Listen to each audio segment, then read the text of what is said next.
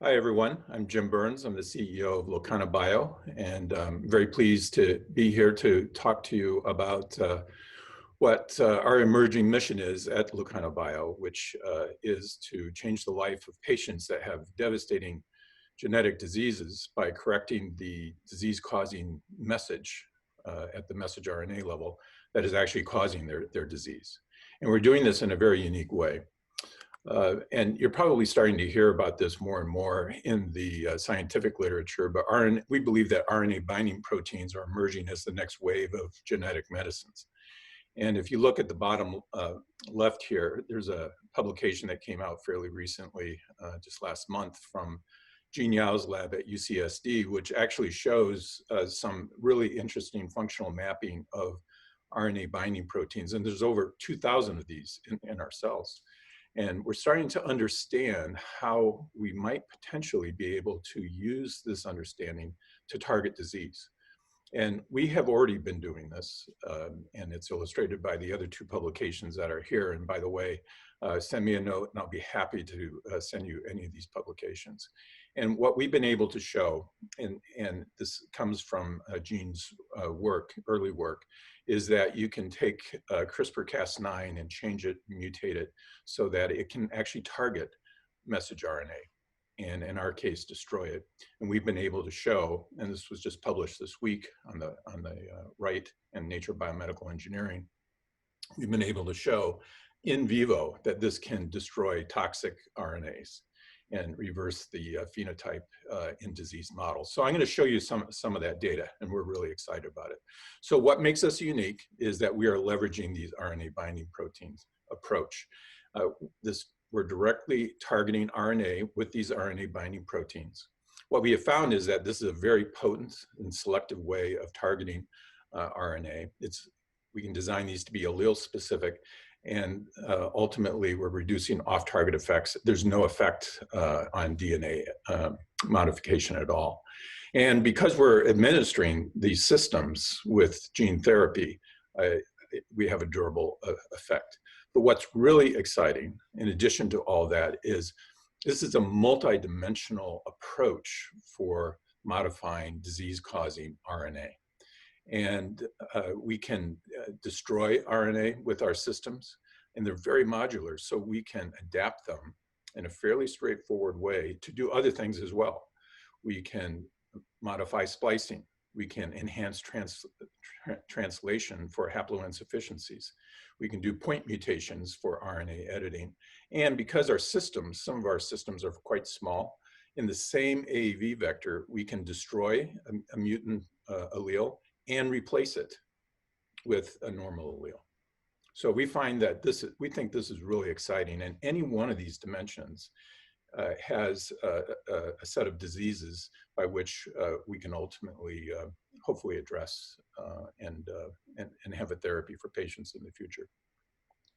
So let me tell you about a little bit about our portfolio of RNA binding proteins. So the initial work that was done by Jean Yao was with Cas9, and he mutated Cas9 and so that it lost its nuclease activity and it would bind specifically to RNA.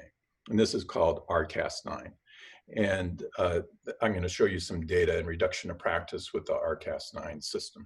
But we also have two other systems, which are also really very important to us, because this gives us a portfolio of ways of modifying RNA ultimately. One system is called the Cas13D system. So again, this is a CRISPR-Cas system, specific for RNA though, not for DNA. And what's nice about this system is it's smaller than the Cas9 system, which is about 4.5 kilobases. The Cas13Ds are about 3 kilobases. And we can target these to go to specific RNA sequences by using a guide RNA that we put together with the Cas13D. Then the other systems are called PUFs. You may or may not have heard this, but there's a set of RNA binding proteins in eukaryotes called PUMs, familial proteins. They have a homology domain that is pretty similar across species. And we take one, which is called the PUM1 RNA binding protein, which is found in humans. And we take the homology domain from that, and we can actually program it to bind to specific regions of RNA. And these are quite small proteins, around 1.2 kilobases.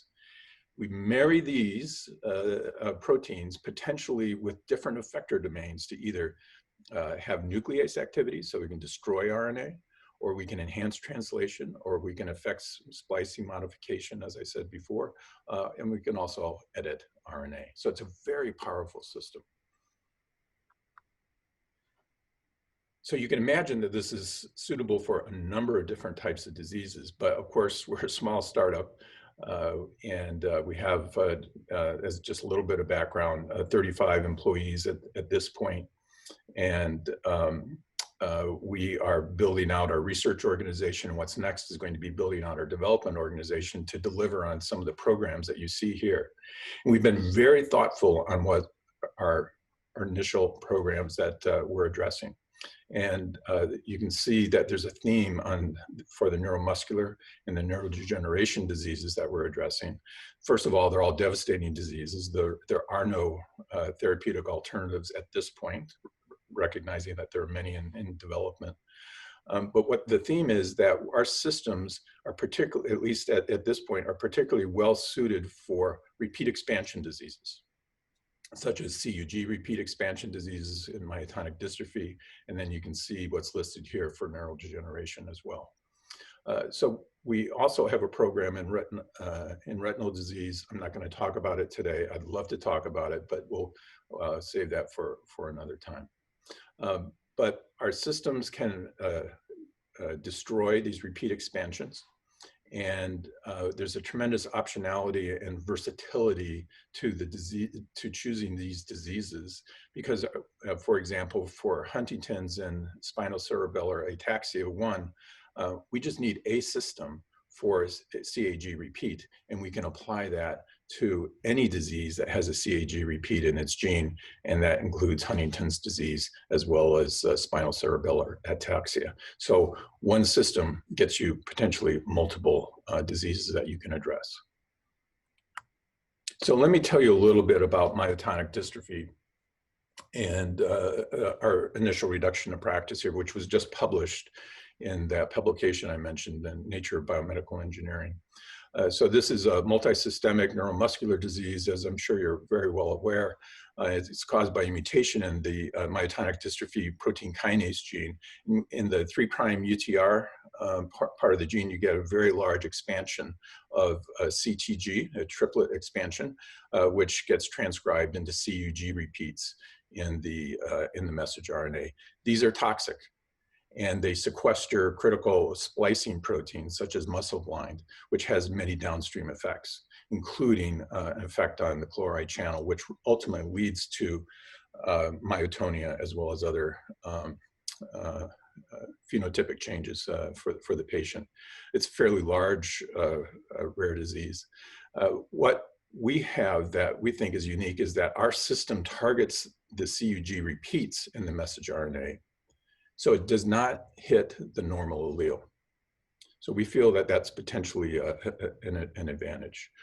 Because it's AAV delivered, it's a one-time administration. And as I mentioned, there's no DNA alterations. So what I like about this, this program is that you can actually see in vitro as well as in animal studies the changes that you would ultimately measure in a clinical trial. So on the left, what you see is an example of the use of our system, which is our Cas9 based system for targeting these toxic repeats, CUG repeats, in myotonic dystrophy patients. And you can see in the upper left, the red stain in the nucleus of these toxic foci, and then with treatment, they go away. And we also see a tremendous reversal of the defective splicing to a more normal phenotype. Over 90% of the splicing biomarkers return to normal. That's illustrated also in the middle, which is an in vivo study with direct injection into the anterior tibialis muscle. And you see a very similar pattern on the left side of these four pictures. And then on the right, you actually see, which is really cool, a restoration of the normal chloride channel staining. And then on the fold right, you actually see an improvement in myotonia in animals that receive this, both neonatal animals as well as adults. So really nice reduction in practice. And these are the things that you would look at in a clinical trial. And importantly, and I won't spend a lot of time on this slide, again, you can look at it in the publication, we see no effect on other genes, including ones that have CUG repeats. So really nice reduction in practice. We're really excited about this. And I mentioned that we have the Cas13D as well as the PUF systems. We're moving, looking at those as also a potential candidate for DM1, in part because they're very small and we can fit it all into one AAV vector, which is difficult to do with the rCas9 system. So we'll be making some choices on these programs on our final formulation for this in the very near future.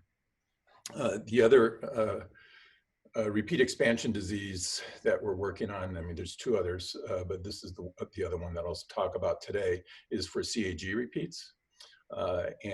So again, we're targeting the CAG repeats.